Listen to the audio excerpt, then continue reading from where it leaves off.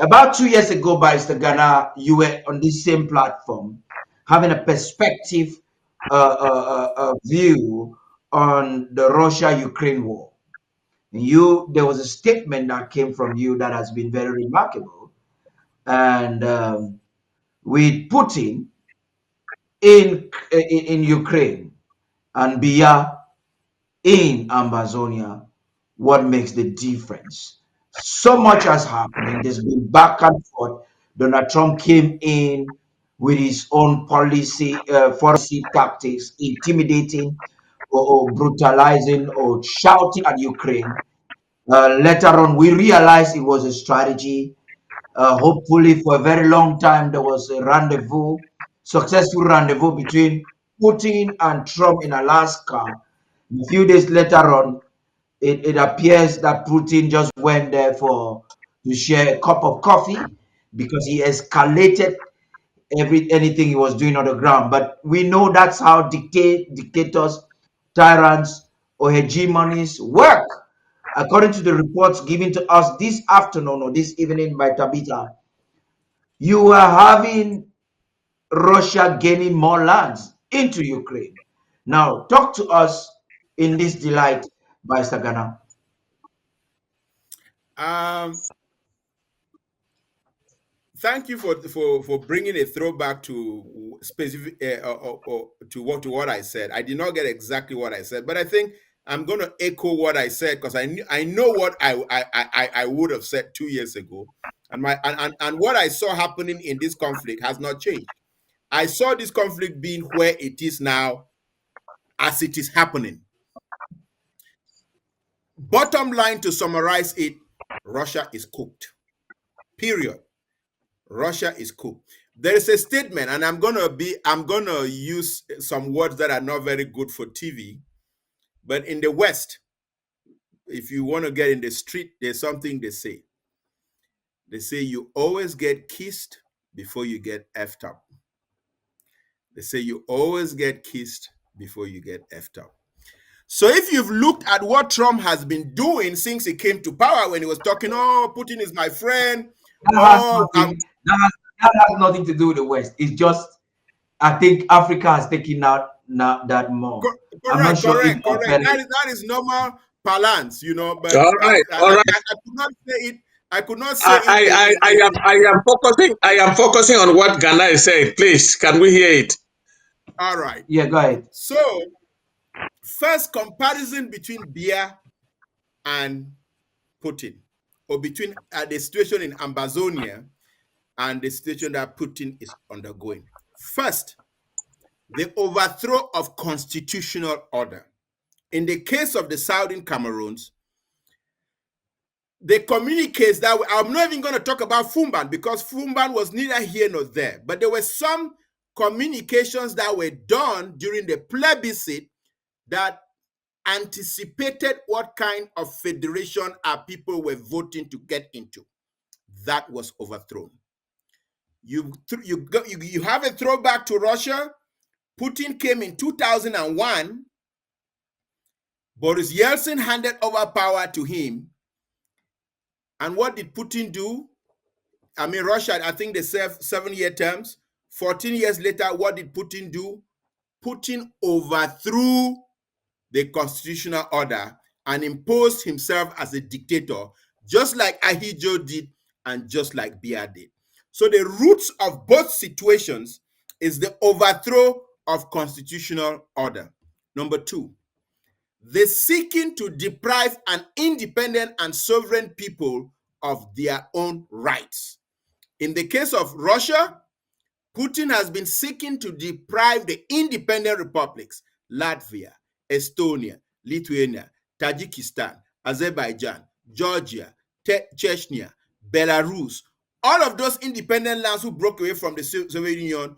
Putin has it in his thick but stupid skull to deprive them of their independence. Same comparison with East Cameroon or La République du Cameroon. They have been bent on depriving the Southern Cameroons of their sovereign rights to independence, as was enshrined in UN Resolution 1608 and 14. So similar. And then you go back to agreements like the Minsk agreements and the Budapest agreements, which Russia signed with guarantors from the West, which Russia invaded. So that's the second comparison. Comparison number 3, the corruption of the national body ethic due to the abundant presence of resources. That's point number 3. You look at the situation of Russia. John McCain said something about maybe 20 years ago. John McCain was a powerful senator from the United States and one-time presidential candidate. He contested against Obama. But John McCain, may his soul rest in peace, very good and honorable man. He said something. John McCain said, Russia is just a gas pump pretending to be a nation. Russia is just a gas pump pretending to be a nation. The largest nation in the world, with respect to land mass, has a population of about 145 to 155 million people, but has an economy just as small as the economy of Italy, maybe just about 1.5, 1.8 trillion dollars. So truly, Russia is a gas pump pretending to be a nation. And what do they all depend on? The pumping of oil to sell, to appease themselves and maintain Putin's dictatorship. Over to Cameroon. What does Cameroon depend on? They don't have any economic policies to generate domestic production, to earn money from abroad, to earn hard currency. What has the Biya government specialized in doing for the past 43 years? Pump oil, create special accounts that are being managed just by the presidency, maintain a kleptocratic ruling class that is based on stealing, corruption, suppression, abuse of the people. Same thing with Russia. And I'm going to inject something here. The West actually helped Putin become what Putin is. A lot of people do not see this, and for some of you guys who are privy to watch to observe this show, you will not hear this anywhere else. I promise you, you will not hear it. But 2001, America's invasion of Iraq helped Putin be the person that he is. America's invasion of Iraq helped Putin be the person that he became. How so, you're asking? Because prior to America's invasion of Iraq in 2001, oil was selling at about $14 a barrel. Russia owed a lot of money to the World Bank, to the Bretton Woods, to the IMF. America invades Iraq. Oil shoots up to about $100 a barrel. And that was just when Putin was coming into power, taking over from Boris Yeltsin, which gave him a foundation to not reform, to corrupt, to oppress. So that is the same similarity between the Biya government and the Putin government. I'm going to give number 4, and I'm going to end there because I know our other panels have to contribute to this discussion. Number 4 is because of the arrogance of the corruption and the kleptocratic power, they now think they can do and undo. So Putin has disagreements with Ukraine. Instead of solving it consistent with the Budapest and the Minsk agreements, he rolls his forces. First of all, he takes over the Crimea, and then he rolls his forces into Ukraine, thinking that he is going to overtake Ukraine in 3 weeks and keep it. What similarity do we find with this lazy ass from Vomeka, this diaping, wearing underachiever from Vomeka? He has a problem with the Southern Cameroons. They start sending in teachers to teach Southern Cameroon peoples in English. They start sending lawyers trained in civil law to go administer court in common law. They start sending in judges who do not even speak English to go adjudicate cases under the common law. Is there any path to settling that dispute diplomatically as the consortium rose? No. What did Biya do? He sent in the army because his generals told him, we're going to be able to take care of this problem in 3 weeks, which we are now 8 years into it.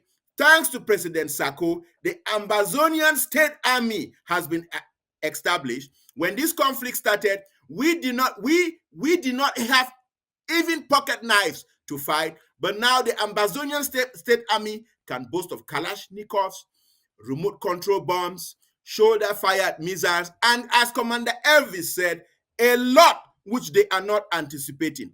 So we have to really give a lot of thanks and appreciation to President Sako, because he has wisely pursued the path that is going to guarantee the independence of Ambazonia. Same thing with Putin. When he invaded, he thought Zelensky was going to flee. In fact, Biden called Zelensky while Putin was invading to tell Zelensky that he's sending a plane to evacuate him. What did Zelensky tell Biden? I don't need a ride. I need arms. When Sako took over power, what did Sako say? Dr. Common Sense, we have to pursue the path of armed resistance. The path of armed resistance, by the way, I'm just going to conclude with this final thought, has taught East Cameroon that in this their conflict that they have, in this their conflict that they're having with these bastardized elections, which the guy from the north has won. By the way, I met him in 1991, and in this show, I'm going to recount what I think about him. Him and I met in New York. But what we've taught East Cameroon and what we've taught the North for 8 years is that you can stand up in a fight against this bastardized regime in Yaoundé and you can be victorious. So what is going to happen in Yaoundé, we haven't even seen yet. There is going to be a bloodbath. And later on, I can explain to you why. But thanks for giving me the chance to speak. Let me hand it over to my very, very wise and learned colleagues, Barrister Frunso and Barrister Besseya. Barrister Fru, please. That was an excellent presentation from Barrister Ghana. May I want to add that while Putin was pumping oil after the invasion of Iraq and enriching himself, Paul Biya is stealing the Southern Cameroon's oil and enriching both himself and his family. One case in point, the wife is now the one in charge of the oil from the Southern Cameroons. All of the oil that Cameroon is drilling is now being controlled by the wife and her acolytes in SNH. Having said that, Barrister Ghana has given a complete comparison of Putin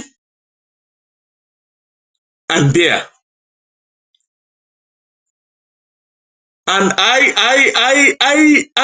am, the only fear I have is the game that President Trump is playing. Invite Zelensky to talk about missiles. Just before Zelensky arrives, there's a phone call from Putin. And they spoke for 2 hours, more than 2 hours. If I believe what President Trump is saying. They spoke for 2 hours. And Zelensky comes, he is going back without those missiles. Instead, President Trump is flying to Europe, to Budapest or some other country to meet with Putin. Again, the meeting in Alaska was a farce. Nothing came out of it. Are we sure something will come out of the one in the next 2 weeks? And what happens to Ukraine? From Tabitha's presentation, 5,000 square miles of Ukraine has been occupied again by the Russians. Ukraine is fighting with its back to the wall. I need support in terms of arms. They are not getting it because the superpowers in the West are in between, negotiating, and nothing is coming out of the negotiation. Let's hope that something will come out. And I also agree with Barrister Ghana, the Russians are sinking. They are sinking because if the United States succeeds to get India to stop buying oil from Russia and also renew its relationship with China and comes into the oil market with China, reducing the quantity of oil that China is going to import from Russia, and also using or putting a permanent embargo on the resources of Russia in the West, in the Western banks. Russia will collapse in this war. I don't see how they can continue this war without the present resources that they are having. And for Putin to call President Trump and they have and to invite him for a meeting because he hears that those missiles will be supplied to Ukraine, it's a significant development. And until the West are serious enough to give Ukraine the defensive weapons they want, there will be a stalemate for now. But Putin will end up losing. The handwriting is on the wall. Like Barrister Ghana says, they are cooked. They have been cooked. Putin cannot do without India and China buying its oil. And if the Americans enter into the oil market between India and China, Putin is pooped. Putin can no longer supply gas or oil to the West. So how would he fight a war without the resources? NATO is giving Zelensky the resources they need, but they are not enough. They need a very, very high-performing missiles from the United States, and Trump is playing in between giving or not giving. Let's wait and see what happens in the next 2 weeks. Thank you. Wonderful. Barrister Mbesia, please. Well, you see, it becomes sometimes very interesting these things. See, on what it is, maybe I'm wrong. I go up so many things to miss all the points. Let me come to Russia, Ukraine. Let us go back a bit to Palestine we talked about and to what Mr. Ghana said. Mr. Ghana said that if the Palestinians had accepted self-governance, they would not be where we are. That's a very important statement as far as Ambazonians are concerned. What is self-governance? Self-governance is a government internally, but under another bigger government called the national government. You rule your small territory, you don't army, you don't have a foreign ministry, you don't have anything. That's exactly what they have been proposing to Ambazonians. Just come and we'll give you a state. Let's come and we'll give you a region. They can also call it self-governance. And you will not have all these instruments that states have. What is so impossible, or what was it so impossible to call a Palestinian state, but rather make them self-governance under what state? They're going to be a self-governing territory under what state? But Sangana does not know. So were they right to fight? They were right to fight. Back again to what Mr. Ghana said. Radicalism pays. He compared apartheid South Africa. Apartheid South Africa, in the eyes of apartheid South Africa, the ANC were terrorists.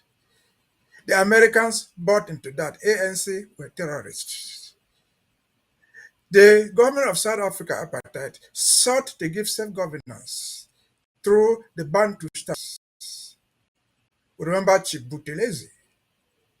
It did not work. It did not work. And so, in the eyes of the Americans, who were the strongest in the world, The ANC were terrorists and insisted until the end of apartheid. And then the very terrorists became heroes to be received by the American government, the Congress, in a joint session. Who were right? Were they the radicals in South Africa or the moderates under Buthelezi, under self-governance? Unless you forget, I say, as a self-governing country, self-governance, you don't have an army to defend your own territory. If Ambazonians accepted self-governance, for example, they will have nothing to defend themselves if Nigeria decided to invade them for vacancy. They don't have an army. They will have nothing. They cannot go to UN. They cannot call on the World Health Organization to come to their country. Nothing. And again, remind all of us, some of us don't know. There's a place between, if you drive from Mount, there's a place they call Obudu Ranch. Obudu Ranch was southern Cameroon's, full-fledged. But who purportedly joined Yaoundé in 1961? Yaoundé abandoned Obudu Ranch. The Nigerians took it over. It is the best Nigeria. It is today Nigerian. Because the Nigerian government was not prepared to go and fight for Obudu Ranch, knowing that it belonged to southern Cameroon. And so again, that's in Ghana, maybe forgotten, Ambazonians are not fighting for self-governance within the territory of Cameroon. We're By no fighting means. we're fighting for a territory that will have its own army, that can defend itself, that will have its own religion on the world, from self-governance. Let me then transition to a long history is important. By the way, I'm not going to interject. I'm going to let Barrister Mbaseye finish, but I just want to clarify that I was not talking about self-governance for Ambazonia. I wasn't advocating for Ambazonians to get self-governance. So I didn't say that, just to clarify But let me that. not. After that, you can. No, whatever is the case, I'm just trying to explain self-governance that you thought that the Palestinians accepted and compare it to Southern. And that's my analysis. Let us go now to Ukraine. Concern what happened in 2021 or 1990. Today, Ukraine is at war with Russia. They are trying to end the war. What is the cause of this war between Ukraine and Russia today? And let's agree. The main reason why the war actually started. We believe that he wanted to become a member of it. Russia, NATO and my backyard, never. The bare cause of the war. As we fight today, like it or not, dislike Russia or like them, they are fighting with their own resources. Where they say their oil for 10 francs a barrel or zero, they are fighting with their own resources. The Russians are fighting with their own weapons. They're not fighting with borrowed weapons from China or wherever. They are fighting with their own weapons. What is Ukraine fighting with? Ukraine believes they could come to America and build weapons. That's why you see them coming, they give us missiles. And they are giving or they're not giving. Ukraine believes they could go to NATO and ask for support. But what is NATO? But Mr. NATO, Mesa, let me come. Mr. Mesa, no, let me I'm finish. going to let you learn. I just want us to have a conversation. I'm going to let you learn. No, Okay, learn. you're going to cut my train of argument. What is No, go ahead, NATO? please. NATO is all Europe except Canada and the US. Of Europe that make NATO. Are they prepared in the economical setup right now? Are they of sacrificing their own income? For example, which is a powerful member of NATO. They are not living. So they are not even contributing. The members of NATO are not even contributing financially to NATO. Contribute your own share. They are not. And as of now, Ukraine is not a member of NATO. And so NATO cannot deploy its forces, whatever thing they have, to go and fight Russia. They are not going to do it. They don't have the resources to do it. They don't have the right because Ukraine is not part of NATO. And then they can all rely on America. America doesn't just give you money for nothing. President Trump knows that. He can deploy American resources there, but he has the limitation. America does not have that money to spend like that. And so when Zelensky comes to meet Trump, and Trump says, look, let us deal with this thing diplomatically. I give him 100% support. Because, again, it is impossible. Ukraine can do harm to the Russians. They can kill 100,000 of their soldiers. But, agree with me or not, Ukraine cannot defeat Russia militarily. And so, faced with that, what do? You go to the conference table and address the root causes of the problem. What's the root cause of That's the amazing. problem? I'm One, happy. I'm happy that you got to that so, point, Barrister Mbesi. But yeah, because that's what because is at of stake. And that's what we're doing in the world. Amazonian forces, no matter how much money we contribute, we are not going to be able to defeat your own battlefront. yeah, yeah, We yeah do that. but Barrister Mbesi, we're Neither will going to they come defeat to that. us. Barrister Mbesi, Right. please, I don't know if you Or can hear me. We're going to come to that. You see, the I get essence you. of this conversation was not to have a perfect comparison with the conflicts, but to see the approach of the world in these conflicts, which I think you all are doing a very good job in trying to make that necessary comparison. There's a difference between our story with that of Palestine, there is no doubt, but we are looking at the Yeah. compartment of the West. What do we learn from there? And how do we link that to this evening that the federal government is calling us for an emergency draft?